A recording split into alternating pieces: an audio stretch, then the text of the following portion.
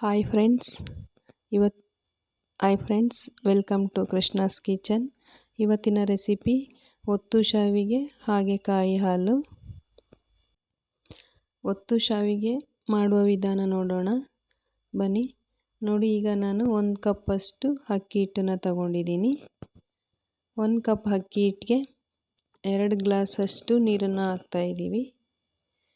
ನೋಡಿ, ನಾನು ಪಾತ್ರೆಯನ್ನು ಇಟ್ಬಿಟ್ಟು ಸ್ಟವ್ ಮೇಲೆ 2 ಗ್ಲಾಸಷ್ಟು ನೀರನ್ನು ಹಾಕ್ತಾಯಿದ್ದೀನಿ.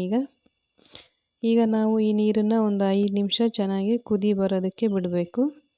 ನೋಡಿ, ಈಗ ನಾನು ಮುಚ್ಚಳನ ಮುಚ್ಚಿ ಅದನ್ನು ಒಂದು 5 ನಿಮಿಷ ಕುದಿ ಬರೋದಕ್ಕೆ ಮುಚ್ಚಿಟ್ಟಿದ್ದೀನಿ. ನೋಡಿ, ಈಗ ನೀರು ಚೆನ್ನಾಗಿ ಕುದಿ ಬರ್ತಾ ಇದೆ. ಈಗ ನೀರು ಕುದಿ ಬರ್ತಾ ಇರಬೇಕಾದ್ರೆ ನಾನು ಅದಕ್ಕೆ ಒಂದು ಸ್ವಲ್ಪ ಉಪ್ಪನ್ನು ಸೇರಿಸ್ತಾ ಇದ್ದೀನಿ. ಅಂದರೆ ಒಂಚೂರು ಉಪ್ಪು ಹಾಕಿದರೆ ಅದು ಸ್ವಲ್ಪ ರುಚಿ ಬರುತ್ತೆ ಅಂತ. ನೋಡಿ, ಹಾಗೆಯೇ 1 ಸ್ಪೂನಷ್ಟು ತುಪ್ಪನೂ ಸೇರಿಸ್ತಾ ಇದ್ದೀವಿ. ನೋಡಿ, ಈಗ ತುಪ್ಪನೂ ಸಹ ಹಾಕಿ ಆಯಿತು. ಈಗ ಇದನ್ನು ನೀಟಾಗಿ ಮಿಕ್ಸ್ ಮಾಡ್ಕೋಬೇಕು. ಇದನ್ನು ಈ ರೀತಿ 1 ನಿಮಿಷ ಮಿಕ್ಸ್ ಮಾಡಿ. ಈಗ ನೀರು ಚೆನ್ನಾಗಿ ಕುದಿ ಬರ್ತಾ ಇದೆ. ನಾವೀಗ ಇದಕ್ಕೆ ಅಕ್ಕಿ ಹಿಟ್ಟನ್ನು ಮಿಕ್ಸ್ ಮಾಡ್ಕೋಬೇಕು.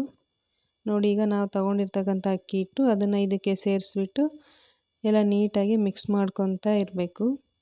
ಈ ರೀತಿಯಾಗಿ ಒಂದು 2 ನಿಮಿಷ ಈ ಥರ ತಿರುಗಿಸ್ತಾ ಇರಬೇಕು. ನೋಡಿ, ಈಗ ಇದು ಸ್ವಲ್ಪ ಗಟ್ಟಿ ಬಂದಿದೆ. ಇದನ್ನು ನಾವೀಗ ಒಂದು 2ರಿಂದ 3 ನಿಮಿಷಗಳ ಕಾಲ ಇದನ್ನ ಮುಚ್ಚಿಡಬೇಕು. ಇದು ಸ್ವಲ್ಪ ಹಬೆನಲ್ಲಿ ಆವಿಯಾಗಿ ಸ್ವಲ್ಪ ಬೇಯಬೇಕು. ಹಬೆನಲ್ಲಿ ಹಿಟ್ಟು ಬೆಂದಾಗ ಚೆನ್ನಾಗಿ ಬರುತ್ತೆ ಶಾವಿಗೆ. ಹಾಗೆ ನಾವೀಗ ಇದನ್ನು ಮುಚ್ಚಿಡ್ತಾ ಇದ್ದೀವಿ. ನೋಡಿ, ಈಗ ಒಂದು 2ರಿಂದ 3 ನಿಮಿಷ ಮುಚ್ಚಿಟ್ಟಿದ್ವಿ. ಮತ್ತು ಈಗ ನಾವು ಓಪನ್ ಮಾಡಿಬಿಟ್ಟು ಇದನ್ನೆಲ್ಲ ಹಿಟ್ಟನ್ನೆಲ್ಲ ಈ ರೀತಿಯಾಗಿ ನೀಟಾಗಿ ನಾದ್ಕೋಬೇಕು. ಇದು ತುಂಬ ಸಾಫ್ಟಾಗಿ ಚೆನ್ನಾಗಿ ಬಂದರೆ ಶಾವಿಗೆ ನೀಟಾಗಿ ಬರುತ್ತೆ ಅಂತ. ನೋಡಿ, ಈ ರೀತಿಯಾಗಿ ಎಲ್ಲನೂ ಮಿಕ್ಸ್ ಮಾಡ್ಕೊತಾ ಇದ್ದೀವಿ. ಇದನ್ನು ಒಂದು 5 ನಿಮಿಷ ಸ್ವಲ್ಪ ತಣ್ಣಗಾಗೋದಕ್ಕೆ ಬಿಡಬೇಕು. ತುಂಬ ತಣ್ಣಗಾದರೆ ಶಾವಿಗೆ ಒತ್ತೋದಕ್ಕೆ ಸ್ವಲ್ಪ ಕಷ್ಟ ಆಗ್ಬೋದು. ಹಾಗಾಗಿ ಒಂದು 2 ನಿಮಿಷ ಸ್ವಲ್ಪ ಬಿಸಿ ತಣ್ಣಗಾಗೋವರೆಗೂ ಬಿಟ್ಟು ನಂತರ ನೋಡಿ ನಾವೀಗ ಇದನ್ನು ಚಿಕ್ಕ ಚಿಕ್ಕದಾಗಿ ಉಂಡೆಗಳನ್ನಾಗಿ ಮಾಡ್ಕೊತಾ ಇದ್ದೀವಿ. ನೋಡಿ, ಈ ರೀತಿಯಾಗಿ ಹಿಟ್ಟು ಚೆನ್ನಾಗಿ ಬೆಂದಿದೆ, ಕೈಗೆ ಸಹ ಅಂಟೋದಿಲ್ಲ, ತುಂಬ ಸಾಫ್ಟಾಗಿ ನೀಟಾಗಿ ಆಗಿದೆ. ನಾವೀಗ ಇದನ್ನೆಲ್ಲ ಈ ರೀತಿಯಾಗಿ ಉಂಡೆಗಳನ್ನೆಲ್ಲ ಮಾಡಿ ಇಟ್ಕೊಂಡಿದ್ದೀವಿ. ನೋಡಿ, ಈಗ ಈ ರೀತಿಯಾಗಿ ಉಂಡೆಗಳು ರೆಡಿಯಾಗಿದೆ. ಈಗ ನಾವು ನೋಡಿ ಇಂಥ ಮಿಷನ್ ತಗೊಂಡಿದ್ದೀವಿ, ಅಂದರೆ ಶಾವಿಗೆ ಒರಳು. ಅದಕ್ಕೆ ಈಗ ನಾನು ಉಂಡೆನ ಹಾಕಿಬಿಟ್ಟು ನೋಡಿ ಈ ರೀತಿಯಾಗಿ ನಿಧಾನವಾಗಿ ನೀಟಾಗಿ ಇದನ್ನ ತಿರುಗಿಸ್ಕೊತಾ ಇರಬೇಕು. ನೋಡಿ, ಎಳೆ ಎಳೆಯಾಗಿ ಗಂಟಿಲ್ದೇ ತುಂಬ ಚೆನ್ನಾಗಿ ಬಂದಿದೆ. ನೋಡಿ, ಈ ರೀತಿಯಾಗಿ ಬರ್ತಾ ಇದೆ. ಈಗ ಚಿಕ್ಕದಾಗಿ ಎಳೆ ಎಳೆಯಾಗಿ ಅಂಟಿಲ್ದೇ ತುಂಬ ಸಾಫ್ಟಾಗಿ ಚೆನ್ನಾಗಿ ಬರ್ತಾ ಇದೆ. ನೋಡಿ, ಈ ಥರ ಬಂದಿದೆ. ಈ ಥರ ಶಾವಿಗೆ ರೆಡಿಯಾಗಿದೆ. ಈಗ ನಾವು ಇದಕ್ಕೆ ಕಡಲೆ ಬೀಜದ ಪುಡಿ ಮಾಡ್ಕೋಬೇಕು. ನೋಡಿ, ಈಗ ನಾನು 1 ಕಪ್ಪಷ್ಟು ಕಡಲೆ ಬೀಜನ ತೊಗೊಂಡಿದ್ದೀನಿ. ಈ ಕಡಲೆ ಬೀಜನ ಸ್ವಲ್ಪ ನೀಟಾಗಿ ಕೆಂಪು ಕಲರ್ ಬರೋ ತನಕ ಚೆನ್ನಾಗಿ ಹುರ್ಕೋಬೇಕು.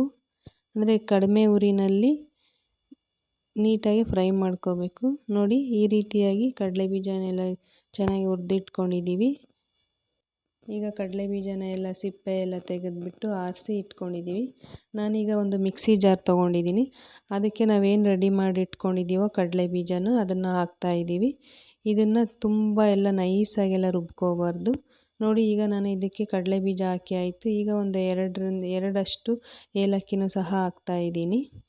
ಏಲಕ್ಕಿನೂ ಹಾಕ್ಬಿಟ್ಟು ನಾನು ಈಗ ಮಿಕ್ಸಿಗೆ ಹಾಕ್ಕೊತಾ ಇದ್ದೀನಿ. ಇದು ನೋಡಿ, ಈ ಥರ ಸ್ವಲ್ಪ ತರಿಯಾಗಿರಬೇಕು. ತುಂಬ ನೈಸ್ ಆದ್ರೂ ಅಷ್ಟು ಚೆನ್ನಾಗಿರೋದಿಲ್ಲ. ಹಾಗಾಗಿ ಇದನ್ನ ಸ್ವಲ್ಪ ತರಿಯಾಗಿ ರುಬ್ಬಿಟ್ಕೊಂಡಿದ್ದೀವಿ. ಈ ರೀತಿ ರುಬ್ಬಿರ್ತಕ್ಕಂಥ ಕಡಲೆ ಬೀಜ ಪುಡಿ ರೆಡಿಯಾಗಿದೆ.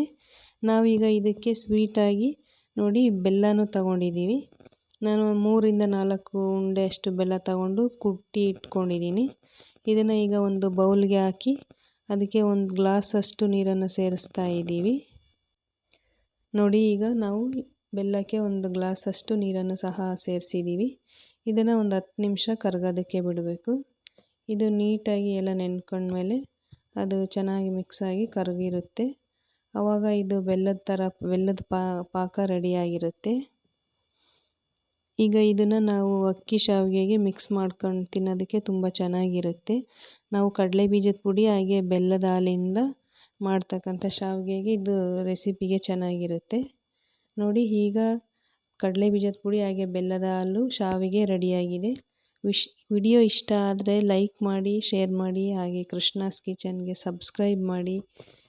Thank you for watching. Bye.